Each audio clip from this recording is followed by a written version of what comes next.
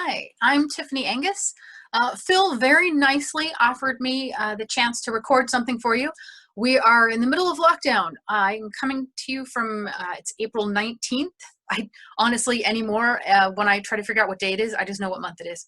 It's April 19th. We're still in the middle of lockdown. We can't come and have meetings. We can't see each other at meetups or conventions. So a lot of us authors have been doing these recordings, and Phil gave me the chance to do this. I live in Bury St. Edmunds. I work in Cambridge. I'm a lecturer in creative writing and publishing at Anglia Ruskin in Cambridge.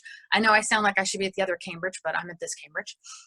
And I am an author. I write mainly historical fantasy. I like to take people from history and play with their lives because I can, because they're dead. They can't say anything. I did a PhD in creative writing, and I studied English gardening history, of all things. I know that sounds kind of odd.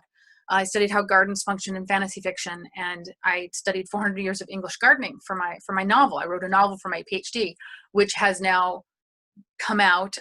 It was supposed to come out April 13th. I was supposed to have a launch at EasterCon. I was supposed to have a launch at Waterstones in Cambridge that week. Obviously, none of that happened. The ebook did come out. We decided to have the ebook come out because people need stuff to read right now. But the physical book itself isn't out until July. It's been pushed. Let me share a picture of it because I don't have the actual physical book, but I can show you a picture. That's what the cover looks like. Isn't that awesome?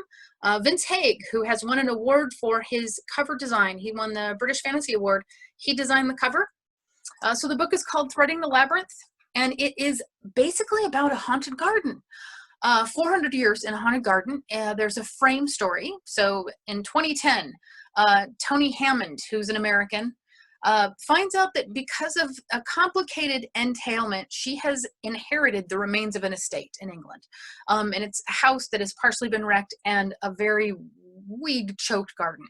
And she comes over to England to take a look at it and see what she's inherited. And while she's there, she starts to experience weird things in the garden. And inside that frame story are 4 other stories, out of chronological order, because why not? I can totally do that if I want to. The stories are 1770s, 1620s, 1941, and 1865. And they're mainly about the women who worked in the garden, not the people who owned the garden. Because women have always worked, they've always done stuff, and I thought it was more interesting to take a look at them. And so I did a lot of research into history, all these different time periods of history, not just the gardening practices, but social history and, what people, about books and about art and about land girls. I got to study land girls, which was awesome. Excuse me. And so all of that went into the novel. And it was really interesting to do that research for several years. And so I'm coming to you from my home office. I said I'm a lecturer, and this is where I'm working right now and where I might be working for the next few months, and who knows what will happen in September. But this is also where I wrote this novel. I don't have any pets to share, unfortunately, and I don't really have many crafts. All I've been making lately is face masks. Well, not a big surprise, but I can show you my books. I have very messy bookshelves with a lot of toys. Most of my books are gardening history, big surprise, but you can see that the big brown one, that's all gardening history all the way to the bottom. And I've got a lot of science fiction and fantasy and pop vinyls and toys and fabric all crammed in there. And this shelf here, this one's a little bit more boring. It's books about writing. I don't have a garden to share like other authors have. I don't have a back garden. All you can see from my office window is the back of the Green King Brewery because that's where I live. Certain times of year you can smell the brewery, but I can't share that with you, unfortunately. But what I can share with you is an excerpt from the book. So, in the 1865 section, let me bring this up on my iPad because I don't have a print of it. In the 1865 section, it's about Mary Hill, and she is the head gardener's daughter. And what's happened is she's learned how to do photography. Her Aunt Madeline has brought her a camera and taught her photography. And this is in the 1860s. This is early photography. It was very inspired by Julia Margaret Cameron, who was a famous photographer at the time. And at the same time, in the big house, there's an artist who's living there, he's being patronized. And he was very inspired by the pre-Raphaelites at the time and what they were producing. And he has come and a few nights before this scene, he found Mary in the walled garden, but doesn't remember what happened. He came out of the garden with odd things in his pockets and no memory. And so he's been trying to corner her to find out what happened to him and to find out what was going on. And so she's in the glass house. She's making prints. She's developing her prints. And he comes to find her, to talk to her. And so let me start with that. The door behind her opened, and a chilly gust sent a tremor through the spider web. Mary dropped the print on the table and spun around. The artist stood in the doorway, water dripping from his hair and onto the tiled floor. If you're looking for my father, he's in the main potting shed, most likely. The artist wandered along the planting tables, picking up and putting down pots, sticking his finger into soil. This one is dry, he said, and peered at the glass house roof. You could just crank those windows open and water everything. What do you want? She asked. Several tables stood between them, but he moved with purpose. He wasn't visiting. I've been watching you, he said. Outside, two journeymen pushed their wheelbarrows past the glass house in a hurry to get to the sheds. Although the year was winding down and winter was on their heels, there was still work to do. Word was that guests were suddenly expected at the house within the week, delaying the family's departure to London for the winter, so rooms were being opened and cleaned. The news that his lordship was preparing a hunting expedition with a possible candidate for a future son-in-law had set all the housemaids wondering what the young gentleman looked like. Mary, however, was only curious about where the couple would start with their new life together, and whether she had enough time left in the walled garden. Ignorant of her worry, the gardeners went about their work and didn't glance her way, and if they had, they wouldn't have seen anything but Mary up to her strange solitary pursuits, and one of the guests visiting. She didn't dare call out and let him see she was afraid, and she didn't dare rush out and leave the photos and plates behind. Mary laughed, the sound as weak as a frost-burned seedling. I'm the gardener's girl. With dirty nails and the smell of manure about me, there are plenty of other girls here to attract attention. But none that are out in the garden, the walled garden at night, he said. He kept moving along the table, slowly, but with her as a goal. Mary positioned herself in front of her work, leaned back against the table, and crossed her arms as Aunt Madeline would do when disarming father. Mary couldn't go anywhere, but she could put up a defense just the same. Of course I'm out in the gardens at all hours, before dawn, after dusk, whenever there's work to be done. He stopped across from her and put his hands in his pockets. One long table stood between them. Work with a camera? He smiled. Like the cat who ate the cream, Mary thought. He was close enough to see what was on the prints pinned up near her head. They don't look like much, he said. Mary returned to stare. You're a painter. What do you know of photography? I know art. She resisted the urge to shrug. We could argue the definition of art.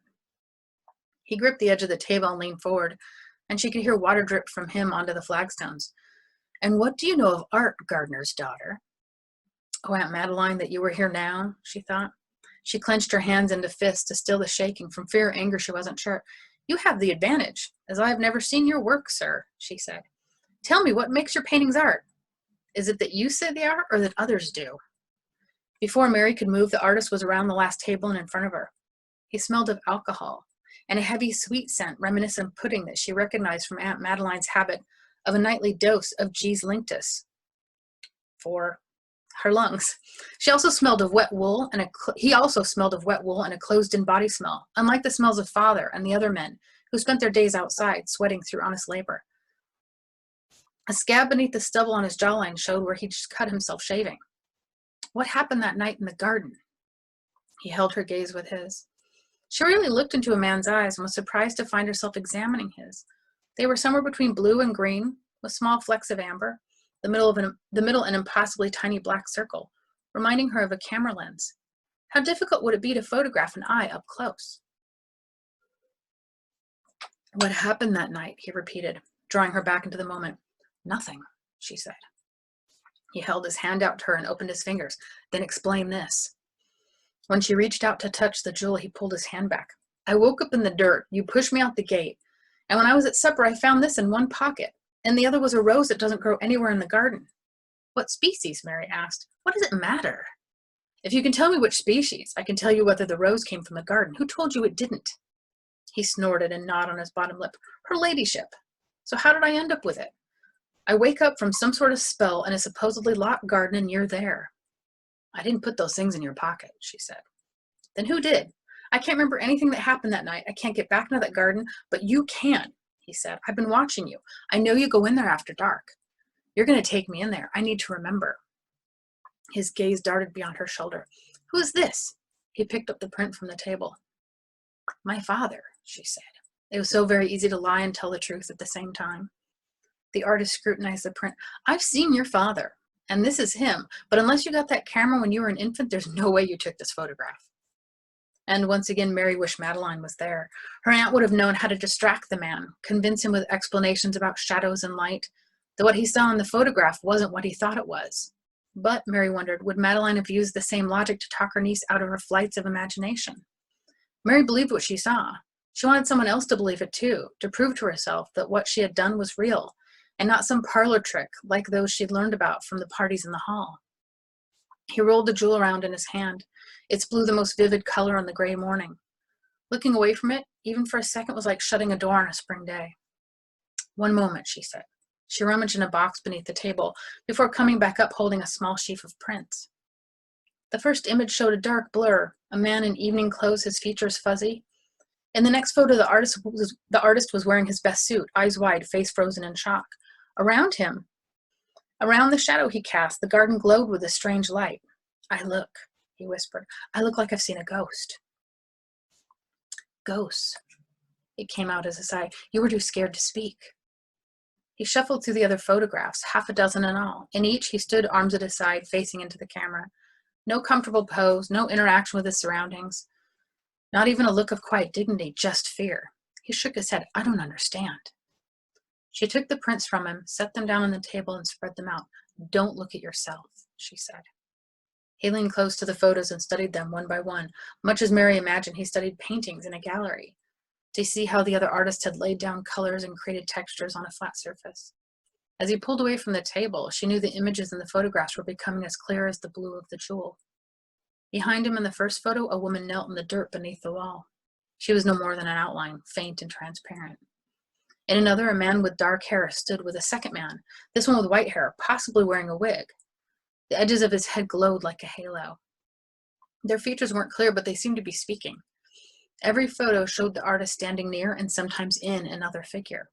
Show me the plates. His words were all hiss and spit. Mary took each glass plate from its wrapping and laid them out on the table next to their respective prints. See here. She pointed to the shadowy figures in the first one. The figures all match. I haven't altered the photographs. He picked up a plate and turned it every which way, studying in the dim light while the rain continued to drum on the glass house. You could have altered the plate. How? She said. I'm no painter. He shrugged and set the plate down, his eyes moving from plate to photograph and back. He spoke without looking at her. Did they hurt me? Is that why I fainted? Mary shook her head. I don't know what happened to you, but I've never seen this many at once. He turned to her then, more shocked by what she said than by what he had just seen in the photos. This is what you do in the garden every night. Take photographs of ghosts? He whispered the final word too, as if afraid of being overheard. She nodded her head, afraid of admitting aloud that there was one ghost she specifically wanted, one that hadn't yet appeared. So that's an excerpt. That's a short scene from the 1865 section of Threading the Labyrinth. And as you can tell, the book is about a garden that holds on to time, because gardens are TARDISes. They hold on to time and space. And that's something I really wanted to explore in this novel. The idea that these places that to us are often very familiar have their own history and often hang on to their own history. I hope you enjoyed that. If you want to read more, you can go to Unsung Stories website and you can purchase the ebook now. You can pre-order the physical book. And I hope to see you in person in the future at Super Lex Fantasy Club meeting, or another meeting in London, or even a convention somewhere in the UK. That would be great. And if you have any questions or anything, you can find me online. I'm all over the place. Stay home, stay safe, stay healthy, and I hope you get some interesting reading done while you're home. Thanks a lot for listening. Bye.